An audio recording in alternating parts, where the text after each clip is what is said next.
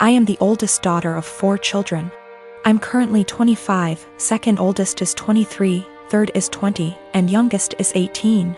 When I was 8 years old, my mom had an affair with a family friend. I, being the oldest, has remembered most of it, and my younger siblings only remember growing up with our parents co-parenting. This has put a strain on my mother's and I's relationship. She cheated on my father, who was battling cancer. She didn't even try to keep it a secret from the kids. I remember during family/friend gatherings when everyone would be inside and I'd see my mom and the family friend kissing, or doing things in the pool. As a kid I didn't understand, but as I got older I realized what she was doing in front of us, and I feel sick.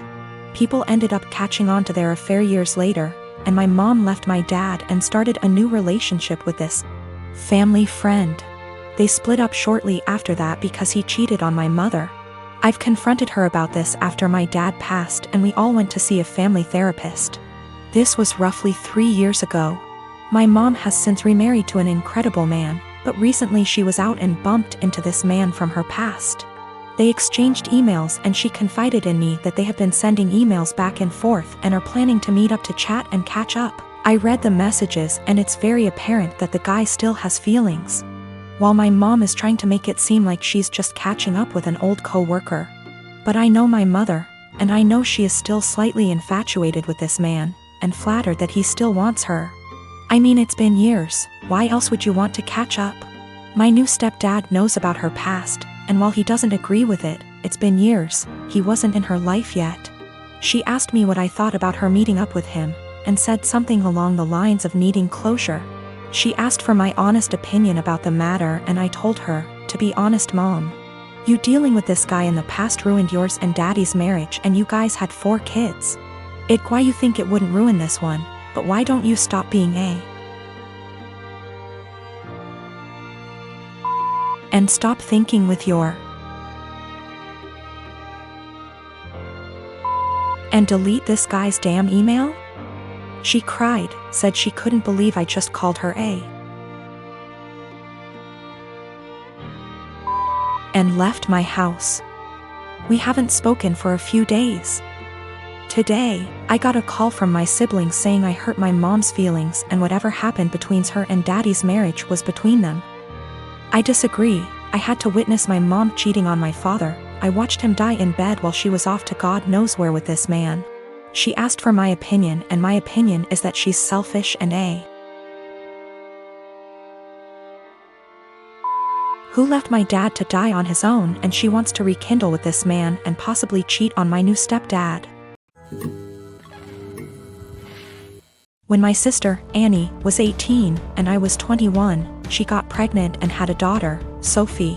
She developed what we believe was postpartum depression, but was never diagnosed as she refused therapy. When Annie's school started up again, our mother took on all childcare of Sophie. As Mom took on more childcare, Annie seemed more like her old self, happy, outgoing, generally mentally healthy. Then within 6 months of Sophie's birth, Annie got pregnant again with another girl, Laura, and the cycle of PPD symptoms. Mom taking over, and Annie's mood improving repeated. When Laura was 2 and Sophie was 3, Annie decided to move out of our parents' home, alone, and said she wanted our parents to adopt/raise her daughters. They said no. Annie said she couldn't take care of the girls as she had her own life and being a parent made her miserable. My husband and I already had 4 kids of our own, we'd bonded with the girls, and we had the resources for 2 more. So we offered to take them in, and Annie let us legally adopt them before moving about 8 hours away. It's been about 5 years, and the kids are doing well.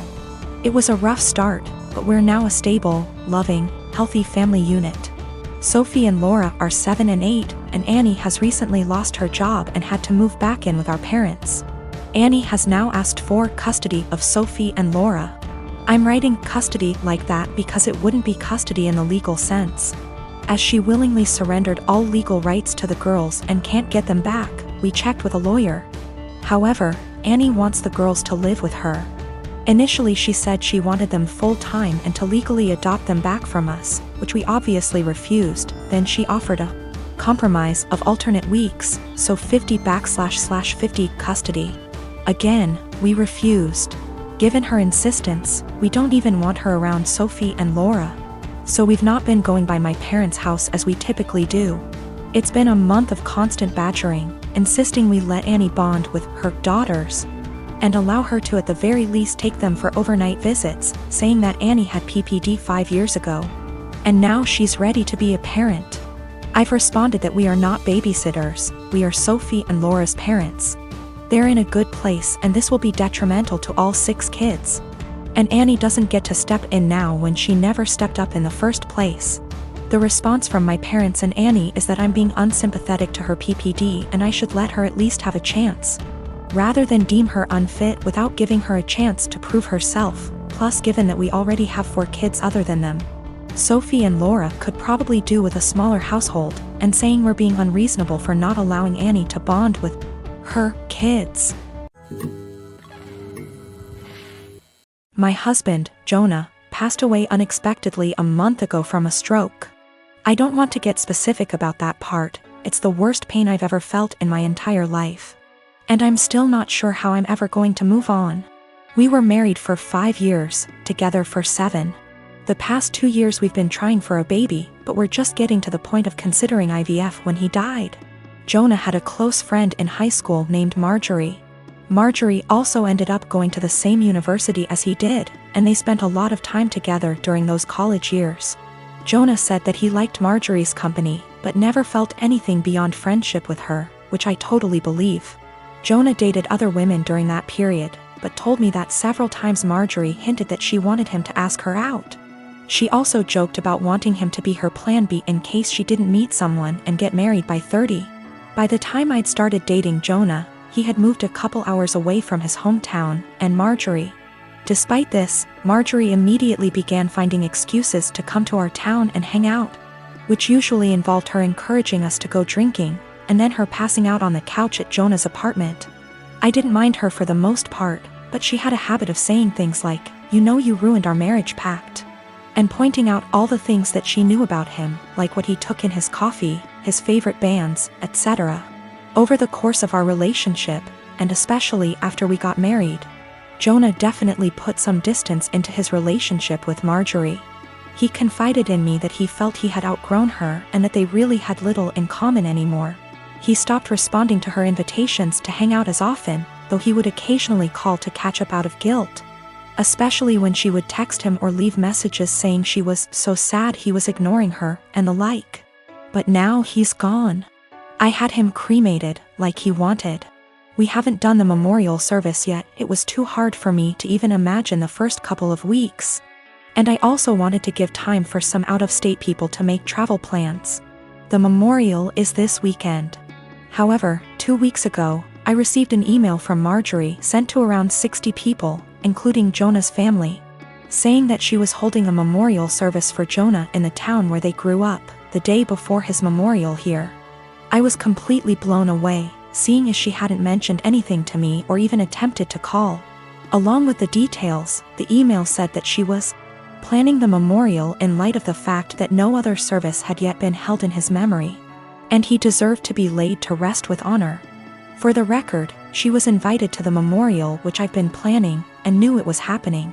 I called her, of course, and told her that while I appreciated her willingness to help with Jonah's goodbye, I was already planning a service for him that would involve all of his family and friends.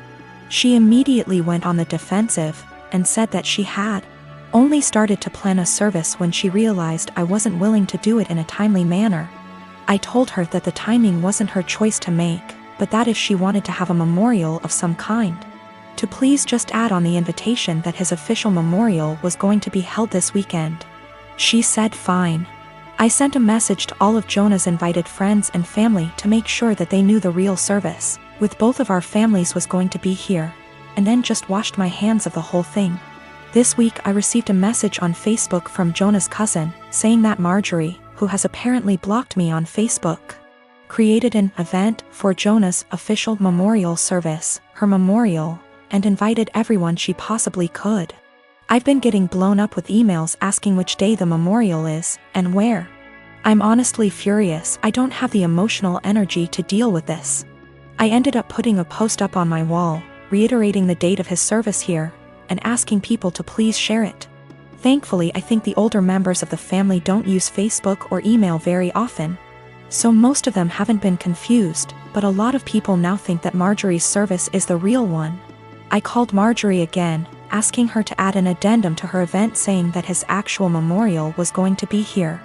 She told me that Jonah would have wanted it this way, and that if I couldn't appreciate her efforts, I wasn't invited to say goodbye to Jonah. I told her that was fine, seeing as I'd already said goodbye to Jonah when I held him as he died. She hung up. Apparently she's now spreading information to her mutual friends with Jonah, saying that he was planning on leaving me because I wasn't able to conceive. She also said that we had approached her to carry a baby for us, all absolute lies. His cousin sent me a screenshot of a text where she said that Jonah always thought we would have the cutest baby together, and that angry widow doesn't understand how much he wants children. I'm at a loss as to what to do. I don't care what she says about me, but she's now tarnishing my husband's memory, especially saying that he wanted to divorce. Jonah would never have left me, and anyone that knows him at all knows that we were committed to each other above all else. I need to figure out how to tell this woman to off without encouraging her to spread more lies. And I also want to just forget the whole thing and crawl in bed and never get up again. 2 years ago my house burnt to the ground after being struck by lightning. Thankfully it was during the day, so our 3 kids were at school and my husband and I were at work. We lost everything, but we were safe. It took almost 11 months for the insurance to pay out. The insurance covered 1 month worth of hotel stays, but after that we were made to fend for ourselves, and the only option we had was to move in with my SIL. She tells us we can have her spare room and her office space, since she used neither of the rooms, and her stipulations was we needed to purchase all of our own food and pay her $100 a week. By week 3 all of that changed. She then decides we need to pay her $250 a week and we can only use 1 room. So all 5 of us were crammed into the smallest room she had, which was the size of a glorified closet space and didn't even fit a twin bed and a small dresser. So we lived out of trash bags and slept on the floor for close to $1,000 a month some months, and still had to purchase all of our own food, despite her claiming my children on her food stamps. She also had no bills outside of her land tax, $450 a year, electric and heating oil, which she hardly ever filled. So we were essentially paying her so she could do leisure activities. It was the worst 8 months of my life. 3 months ago my grandmother decided that she wanted to go to assisted living after a fall and transferred the deed of her house to me, and basically said it was mine now. It is a 5-bedroom farmhouse. My boys insist on sharing a room, so we have 2 extra bedrooms. Well, my sister-in-law lost her house last month due to not paying her land tax for several years and asked if her and her stepdaughter could stay with us until they get enough money to move down south. I said sure, 1 bedroom, $800 a month, and you have to buy and cook all your food separately because my daughter is vegan. She looked at me like I had 10 heads and said that she and her stepdaughter should not be made to share a room when there are 2 extra rooms, and stated she cannot afford a rent of $800 while purchasing all of her own food on top of it. I said, neither could we, but we managed to cram 5 people into a glorified closet space while you were getting $1,000 and food stamps. Take it or leave it. She decided to leave.